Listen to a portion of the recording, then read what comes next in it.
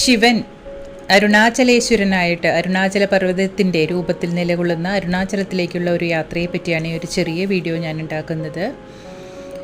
പഞ്ചസ്ഥലികളിലൊന്നാണ് അരുണാചലം. ഇവിടെ ശിവൻ അഗ്നിലിംഗത്തിൻ്റെ രൂപത്തിൽ സ്ഥിതി ചെയ്യുന്നു എന്നാണ് വിശ്വാസം. ചോള രാജാക്കന്മാരാണ് അരുണാചലത്തിലെ ഈ ഒരു മഹാക്ഷേത്രം നിർമ്മിച്ചത്. ഇത് 9-ാം നൂറ്റാണ്ടിൽ നിർമ്മിച്ചതാണ് എന്നും കൂടെ വിശ്വസിക്കുന്നു. അപ്പോൾ ഞങ്ങൾ 4 പേര്, ഞാൻ, ആര്യ, അനുവിന്ദ, ഹെന, ഇങ്ങനെ 4 പേരാണ് പുറപ്പെട്ടത്. അതൊരു നിയോഗമായിരുന്നു എന്ന് തോന്നാറുണ്ട്. കാരണം ഞാനും ആര്യയും കേരളത്തിലാണെങ്കിലും അനുവിന്ദ UK-യിൽ നിന്നും ഹെനയാണെങ്കിൽ UAE-യിൽ നിന്നും വന്നതാണ് ഒരു വെക്കേഷന്. പക്ഷേ ഞങ്ങൾ 4 പേര് കൂടി പോകണമെന്നുള്ളൊരു നിയോഗം പോലെയാണ് ഉണ്ടായിരുന്നത്. ഓരോരുത്തർക്കും അവരവരുടേതായ കുറേ ബ്ലോക്കുകൾ അത് ഈ ഒരു യാത്ര കൊണ്ട് മാറി എന്നുള്ളത് ഞങ്ങൾക്ക് അനുഭവത്തിൽ വന്ന ഒരു കാര്യമാണ്. അതുകൊണ്ട് തന്നെ ഈ ഒരു യാത്ര ഞങ്ങൾക്ക് വളരെ നല്ല പ്രഷ്യസ് ആയിട്ടുള്ള മെമ്മറീസ് തന്ന ഒരു യാത്രയായിരുന്നു. തമിഴ്നാടിൻ്റെ ആ ഒരു ഗ്രാമീണ ഭംഗിയിലൂടെയാണ് ഞങ്ങൾ യാത്ര ചെയ്തത്. വില്ലേജുകളിലൂടെ, അതായത് ഗ്രാമഭംഗിയിലൂടെയാണ് ഞങ്ങൾ യാത്ര ചെയ്ത് അങ്ങനെയാണ് അരുണാചലത്തിലെത്തിയത്. അവിടെ മോഹൻജി ഹോം ഫോർ സീനിയേഴ്സ്, അവിടെയാണ് ഞങ്ങൾ താമസിച്ചത്. അവിടെയുള്ളവർക്ക് ഓണക്കോടിയെല്ലാം കൊണ്ടുപോയിട്ട് ആണ് ഞങ്ങൾ പോയത്. അത് നമ്മുടെ ഗ്രൂപ്പിൻ്റെ റെപ്രസെൻ്റ് ചെയ്ത് നമ്മളവർക്ക് ഓണക്കോടിയുമായിട്ട് പോവുമായിരുന്നു. അപ്പോൾ അവിടെ വെച്ച് മനോഹരമായ ചില അനുഭവങ്ങൾ ഞങ്ങൾക്കുണ്ടായി. ഇത് മോഹൻജി ഹോം ഫോർ സീനിയേഴ്സിൻ്റെ ചില ദൃശ്യങ്ങളാണ്. ഇവിടെയുള്ളവരെ സ്വന്തം അച്ഛനമ്മമാരെ നോക്കുന്നത് പോലെ തന്നെയാണ് നമ്മുടെ മോഹൻജി ഗ്രൂപ്പിലെ ആളുകൾ. അവിടെ കിഷോറും രേവതിയുമാണ് അതിന് പ്രധാന നേതൃത്വം കൊടുക്കുന്നത്. അവർ വളരെ നല്ല രീതിയിൽ തന്നെ ആ ഒരു സ്ഥാപനം മുമ്പോട്ട് കൊണ്ടുപോകുന്നുണ്ട്. ഞങ്ങൾ അവരോട് സംസാരിക്കുകയും ചെയ്തിരുന്നു. അവരെല്ലാവരും വളരെ ഹാപ്പി ആയിട്ടിരിക്കുന്നു. ഞങ്ങൾക്ക് 2-3 ദിവസം ഞങ്ങൾക്ക് അവിടെ സ്റ്റേ ചെയ്യാൻ പറ്റുള്ളൂ. പക്ഷേ വളരെ നല്ല മെമ്മറീസാണ് ഞങ്ങൾക്ക് അവിടെ നിന്നുണ്ടായത്. ഇതാണ് മോഹൻജി ഹോം ഫോർ സീനിയേഴ്സ്.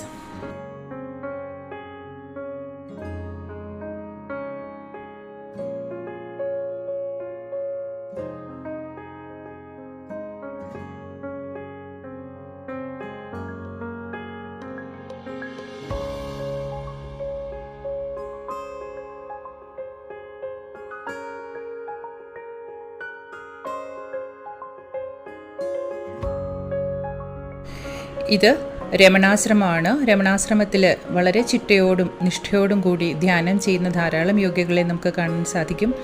മൗനത്തിൻ്റെ മാധുര്യം അറിയണമെങ്കിൽ, അതിൻ്റെ അഗാധത അറിയണമെങ്കിൽ രമണാശ്രമത്തിൽ ചെല്ലണം. ഇവിടെ മൗനമാണ് പ്രധാനമായും ഇവിടെ അവരനുഷ്ഠിക്കുന്ന സാധന എന്ന് എനിക്ക് തോന്നി. വളരെ പവർഫുള്ളായിട്ടുള്ളൊരു സ്ഥലം. ഇത് ശേഷാദ്രി ആശ്രമം. ഇതിൻ്റെ രമണാശ്രമത്തിൻ്റെ തൊട്ടടുത്ത് തന്നെയുള്ളൊരു ആശ്രമമാണിത്. അതിൻ്റെയും തൊട്ടടുത്ത് തന്നെയാണ് യോഗി രാം സൂരത് കുമാർ എന്ന അദ്ദേഹത്തിൻ്റെ ആശ്രമമുള്ളത്. അദ്ദേഹത്തിൻ്റെ പ്രധാനപ്പെട്ട ശിഷ്യയായ ദേവകിയമ്മ അവിടെ ഉണ്ടായിരുന്നു ഞങ്ങൾ ചെന്ന സമയത്ത്. മോഹൻജിയുടെ നിർദ്ദേശപ്രകാരം ദേവകിയമ്മയെ കാണാനും അനുഗ്രഹം മേടിക്കുവാനും ആ സത്സംഗത്തിലെ പങ്കുകൊള്ളുവാനുമുള്ള ഒരു ഭാഗ്യം ഞങ്ങൾക്ക് ലഭിച്ചു. വളരെ പവർഫുൾ ആയിട്ടുള്ളൊരു പ്ലേസ് ആയിട്ടാണ് തോന്നുന്നത്. വളരെ ലൈവായിട്ടുള്ള വൈബ്രൻ്റ് ആയിട്ടുള്ളൊരു അറ്റ്മോസ്ഫിയറാണ് അവിടെയുള്ളത്. അപ്പോൾ ഇതെല്ലാം ഞങ്ങൾക്ക് കിട്ടിയ ഒരു ബ്ലെസ്സിങ്സാണ്. അരുണാചലത്തിന് ചുറ്റുമുള്ള ഗിരിവലമാണ് മറ്റൊരു പ്രധാനപ്പെട്ട ഇവിടുത്തെ ഒരു വഴിപാട് എന്ന് തന്നെ പറയാം. 14 കിലോമീറ്റർ നമ്മൾ പദയാത്രയായിട്ട് ഗിരിവലം ചെയ്യണം. ഏകദേശം 7 മണിക്കൂർ എടുക്കും. കാരണം അഷ്ടലിംഗങ്ങൾ അവിടെ ഉണ്ട്. ഓരോ സ്ഥലത്തും അഷ്ടലിംഗങ്ങളിൽ ഓരോ സ്ഥലത്തും ചെല്ലുമ്പോൾ ഓരോ ലിംഗമുണ്ട്. അപ്പോൾ അതിനെല്ലാം തൊഴുത് ഞങ്ങൾ പതുക്കെ യാത്ര ചെയ്ത്, പക്ഷേ വലിയ ബുദ്ധിമുട്ടൊന്നുമില്ലാതെ ഞങ്ങൾ ഗിരിവലം പൂർത്തിയാക്കി. അടുത്ത ദിവസമാണ് ഞങ്ങൾ തിരുവണ്ണാമല ക്ഷേത്രത്തിൽ പോയി ദർശനം നടത്തിയത്. തിരുവണ്ണാമല ക്ഷേത്രത്തിൽ വലിയ തിരക്കൊന്നുമില്ലാതെ ഞങ്ങൾക്ക് 1 മണിക്കൂറിൻ്റെ ഉള്ളിൽ തന്നെ കയറി ദർശനം നടത്തുവാൻ സാധിച്ചു. അവിടെ രമണ മഹർഷി തപസ് ചെയ്തിരുന്ന ഒരു പാതാള ലിംഗമുണ്ട്. അത് ഗുരുവിൻ്റെ അനുഗ്രഹം കൊണ്ട് തന്നെ ഞങ്ങളെ അവിടേക്ക് നയിക്കപ്പെടുകയും അവിടെ ഇരുന്ന് ധ്യാനം ചെയ്യാനുള്ളൊരു ഭാഗ്യം ലഭിക്കുകയും ചെയ്തു. അവിടെ ഇരുന്ന് ധ്യാനം ചെയ്യുമ്പോൾ എനിക്ക് മനോഹരമായ ഒരു അനുഭവം ഉണ്ടായി.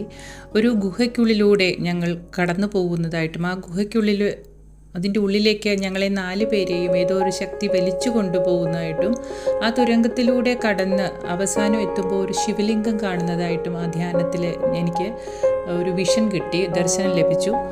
ഈ അനുഭവം ഞാൻ മറ്റുള്ളവരുമായി പങ്കുവച്ചപ്പോൾ ആണ് ആര്യ എന്നോട് പറഞ്ഞത്, യഥാർത്ഥത്തിൽ ആ ക്ഷേത്രത്തിൻ്റെ അടിയിലായിട്ട് ഒരു ഗുഹയുണ്ടെന്നും അവിടെ ഒരു ശിവലിംഗമുണ്ട് എന്നും കേട്ടിട്ടുണ്ടെന്ന്. ആര്യ നേരത്തെ ഇവിടെ വന്നിട്ടുള്ളതാണ്, അപ്പോൾ ലഭിച്ച ഒരു അറിവാണ് അത്. ഞങ്ങൾക്ക് വളരെ സന്തോഷമുള്ള ഒരു അനുഭവമായിരുന്നു.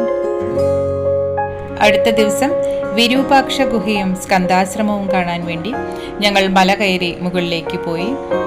ഇടയ്ക്കെല്ലാം ലൈം ജ്യൂസും സോഡയെല്ലാം വിൽക്കുന്ന ചെറിയ വീടിൻ്റെ മുൻപിൽ നിന്ന് വിൽക്കുന്ന സ്ഥലങ്ങൾ കാണാനുണ്ടായി. അതെല്ലാം നമുക്ക് വളരെ സഹായകരമാണ്, കാരണം കുത്തനെയുള്ള കയറ്റമാണ്, പാറകൾ കയറി വേണം വിരൂപാക്ഷ ഗുഹയിലേക്കും സ്കന്ധാശ്രമത്തിലേക്കും പോകാൻ.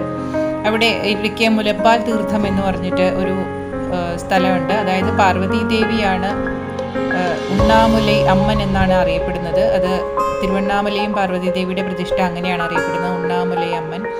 അപ്പോൾ വിരൂപാക്ഷ ഗുഹയിലേക്ക് പോകുന്ന വഴിക്ക് ഒരു ചെറിയ കാളിക്ഷേത്രം ഞങ്ങൾ കണ്ടു. അവിടുത്തെ ഒരു പൂജാരിയും അവിടെയുണ്ട്. അപ്പോൾ അദ്ദേഹം പറയുകയുണ്ടായി, കാർത്തിക ദീപം കാണാനായിട്ട് പോകുന്ന ആ ഒരു വഴിയാണ് ഈ കാണിക്കുന്നത്. അതെല്ലാം കാണിച്ചു തന്നു. ഇതിലൂടെയാണ് കാർത്തിക ദീപം തെളിയിക്കാനായിട്ട് പോകുന്നത്. ഇത് കാനന പാതയാണ്, ഇപ്പോൾ തൽക്കാലം അടച്ചിട്ടിരിക്കുകയാണ്. അങ്ങനെ മുലപ്പാൽ തീർത്ഥമെല്ലാം കണ്ട് ഉണ്ണാമലൈ അമ്മൻ്റെ ആ കോവിലിൽ കയറി തൊഴുതിട്ട് ഞങ്ങൾ വീണ്ടും മുകളിലേക്ക് കയറി. കാനത്തിലൂടെയാണ് കയറുന്നത്. കുത്തനെയുള്ള ഒരു കയറ്റാണ്, പാറക്കെട്ടുകളൊക്കെ. പക്ഷേ അവിടുത്തെ ആ വനത്തിൻ്റെ ഭംഗി കൊണ്ട് ഞങ്ങളതെല്ലാം കണ്ടുകൊണ്ട് കയറിപ്പോയതുകൊണ്ട് വലിയ ക്ഷീണമൊന്നും ഞങ്ങൾക്ക് അനുഭവപ്പെട്ടില്ല. ഇതാണ് മുലപ്പാൽ തീർത്ഥം എന്നറിയപ്പെടുന്ന ആ ഒരു കുളം. അവിടേക്ക് ഇറങ്ങാനൊന്നും പറ്റില്ല, കുത്തനെയുള്ള സ്റ്റെപ്പുകളാണ്. ഇതാണ് ഭദ്രകാളി ദേവിയുടെ ഒരു ക്ഷേത്രം. മുലപ്പാൽ തീർത്ഥത്തിൻ്റെ തൊട്ടടുത്ത് തന്നെയുള്ള ഭദ്രകാളി ദേവിയുടെ ഒരു ക്ഷേത്രമാണ് അവിടെ. അവിടെ നിന്നും ഞങ്ങൾ വിരൂപാക്ഷ ഗുഹയിലേക്കുള്ള യാത്ര തുടർന്നു. ഈ കാനനപാതയിൽ ധാരാളം കുരങ്ങുകളെ നമുക്ക് കാണാൻ സാധിക്കും. അതുകൊണ്ട് തന്നെ വളരെ സൂക്ഷിച്ച് വേണം നമ്മൾ ഭക്ഷണ പദാർത്ഥങ്ങളോ ബാഗോ വെള്ളമോ ഒക്കെ ഉണ്ടെങ്കിൽ പിടിക്കാൻ. കാരണം അവർ വന്ന് അതെല്ലാം ബലമായിട്ട് മേടിച്ചു കൊണ്ടുപോകുന്ന സംഭവങ്ങളുണ്ട്. കാനനപാതയിൽ വെള്ളം കുടിക്കാനും ഒക്കെ ആയിട്ട് അവർ ഓറഞ്ചും നാരങ്ങയെല്ലാം വച്ചിരിക്കുന്ന ഒരു സ്ഥലത്ത് ഞങ്ങൾ ചെന്നപ്പോൾ ഞങ്ങളത് കാണുകയും ചെയ്തു. നേരെ വന്ന് ആ ഓറഞ്ചെല്ലാം അവരെടുത്തുകൊണ്ട് പോവുകയാണ്. അപ്പോൾ അതുകൊണ്ട് തന്നെ വളരെ സൂക്ഷിച്ച് വേണം ഇതിലെ യാത്ര ചെയ്യാൻ. ബാഗെല്ലാം നമ്മളുടെ ശരീരത്തിനോട് ചേർത്ത് വളരെ സൂക്ഷിച്ച് വേണം പോകാനെന്ന് നേരത്തെ തന്നെ അവിടെ പോയിട്ടുള്ളവർ പറയുകയുണ്ടായി. വിരൂപാക്ഷ ഗുഹയ്ക്കുള്ളിൽ നല്ല ചൂടാണ് അനുഭവപ്പെട്ടിട്ടുണ്ടായിരുന്നത്. ഞാനതുകൊണ്ട് അതിൻ്റെ പുറത്തിരുന്നാണ് ധ്യാനം ചെയ്തത്. അത് വളരെ മനോഹരമായിട്ടുള്ള ഒരു അനുഭവം ഞങ്ങൾക്ക് പ്രദാനം ചെയ്തു. ഇത് വിരൂപാക്ഷ ഗുഹയിൽ നിന്ന് സ്കന്ധാശ്രമത്തിലേക്ക് പോകുന്ന വഴിയാണ്. ഏകദേശം അരുണാചലമലയുടെ ഒരു 3/4 ഭാഗത്തോളം കയറി കഴിയുമ്പോഴാണ് സ്കന്ധാശ്രമം ഉള്ളത്. ധാരാളം ആളുകൾ സ്കന്ധാശ്രമത്തിലേക്ക് കയറുന്നുണ്ടായിരുന്നു. ഇടയ്ക്കിടയ്ക്ക് ഇരുന്ന് വിശ്രമിക്കുന്നവരെയും കാണാം. ഈ കാനന ഭംഗി കൊണ്ട് ഞങ്ങൾക്ക് അത്രയധികമൊന്നും ക്ഷീണം അനുഭവപ്പെട്ടില്ല. ഏറ്റവും മുകളിൽ ചെന്നപ്പോൾ അവിടെ കുറച്ചു പേരിരുന്ന് പഞ്ചാക്ഷരി മന്ത്രം ജപിക്കുന്നതും കാണായി. ഭക്തിയുടെ ഒരു അന്തരീക്ഷമാണ് അവിടെ ഉണ്ടായിരുന്നത്.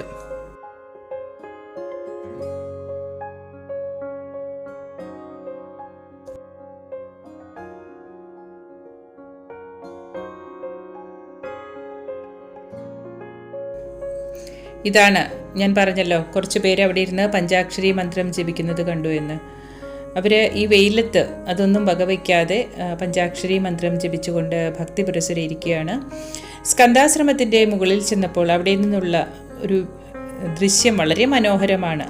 നമുക്ക് തിരുവണ്ണാമല മുഴുവനായിട്ടും അവിടെ നിന്ന് കാണാൻ പറ്റും. 4 ഗോപുരങ്ങളും തിരുവണ്ണാമല ക്ഷേത്രവുമെല്ലാം വളരെ ഭംഗിയായിട്ട് അതിന് മുകളിൽ നിന്ന് ദർശിക്കാനാകും. അവിടെയും മൗനമായിട്ടിരുന്ന് ധ്യാനിക്കുന്ന ധാരാളം പേരെ നമുക്ക് കാണാൻ പറ്റും. സ്കന്ധാശ്രമത്തിലെ ഒരു ഊർജ്ജം എന്ന് പറയുന്നത് വളരെ ഹൈ എനർജി ആയിട്ടാണ് അനുഭവപ്പെട്ടത്. അവിടെ ഇരുന്ന് ധ്യാനം ചെയ്തപ്പോൾ മനസ്സിൽ വളരെയധികം പ്രശാന്തിയും ഒരു സമാധാനവും ലഭിച്ചു. വളരെ നല്ല ഒരു അനുഭവമായിരുന്നു സ്കന്ധാശ്രമത്തിലേത്.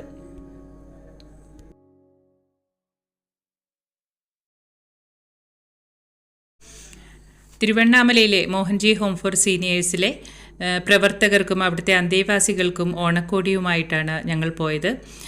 അതെല്ലാം ലഭിച്ച അവർ വളരെയധികം സന്തോഷത്തോടും നന്ദിയോടും കൂടി ഞങ്ങളോട് അവരുടെ സ്നേഹം അറിയിക്കുകയും ചെയ്തു. അരുണാചലത്തെ നോക്കിയിരുന്ന മോഹൻജി ഹോം ഫോർ സീനിയേഴ്സ് എന്ന ആ ഒരു സ്ഥാപനത്തിലിരുന്ന് അരുണാചലത്തെ ധ്യാനിക്കുന്നത് മറ്റൊരു മനോഹരമായ ഒരു അനുഭവമാണ്. അരുണാചലത്തിൻ്റെ ആ ഒരു ശാന്തത നമ്മുടെ ഉള്ളിലേക്ക് പ്രവേശിക്കുന്നതായിട്ടും നമ്മൾ ആ ഒരു ശാന്തതയിൽ സ്ഥിരത പ്രാപിക്കുന്നതായിട്ടും നമുക്ക് അനുഭവപ്പെടും. പോരാൻ നേരത്ത് ഞങ്ങൾക്ക് യാത്ര പറയാനായിട്ട് ഞങ്ങൾ അരുണാചലത്തിനെ നോക്കി നിന്നപ്പോൾ മനോഹരമായ ചില ദൃശ്യങ്ങൾ അരുണാചലവും അവിടുത്തെ മേഘങ്ങളും കൂടി ഞങ്ങൾക്ക് കാണിച്ചു തന്നു. കൈലാസത്തിൻ്റെയും ഭാരതത്തിൻ്റെയും എല്ലാം ദൃശ്യങ്ങൾക്ക് ഞങ്ങൾ സാക്ഷികളായി. അതും വളരെ മനോഹരവും വിസ്മയകരവുമായ ഒരു അനുഭവമായിരുന്നു. അടുത്ത ദിവസം ഞങ്ങൾ യാത്ര പറഞ്ഞ് അവിടെ നിന്ന് തിരികെ കേരളത്തിലേക്ക് യാത്രയായി. തമിഴ്നാട്ടിലെ ഗ്രാമങ്ങളിലൂടെയുള്ള തിരികെയുള്ള യാത്രയും ഞങ്ങൾ വളരെയധികം ആസ്വദിച്ച് തന്നെയാണ് ചെയ്തത്. ഞങ്ങളുടെ കൂടെ ഉണ്ടായിരുന്ന ഡ്രൈവർ മറ്റൊരു മതസമുദായത്തിൽപ്പെട്ടയാളായിരുന്നു. അതുകൊണ്ട് തന്നെ അദ്ദേഹത്തിന് ഞങ്ങളുടെ കൂടെ ക്ഷേത്രത്തിൽ വരാനൊന്നും വലിയ താല്പര്യമില്ലായിരുന്നു. പക്ഷെ ഞങ്ങൾ കണ്ട ഒരു കാര്യം, പോരുന്ന ആ ദിവസം അരുണാചലത്തെ നോക്കി ആ പയ്യനും ഇരുന്ന് ധ്യാനിക്കുന്നത് ഞങ്ങൾ കണ്ടു.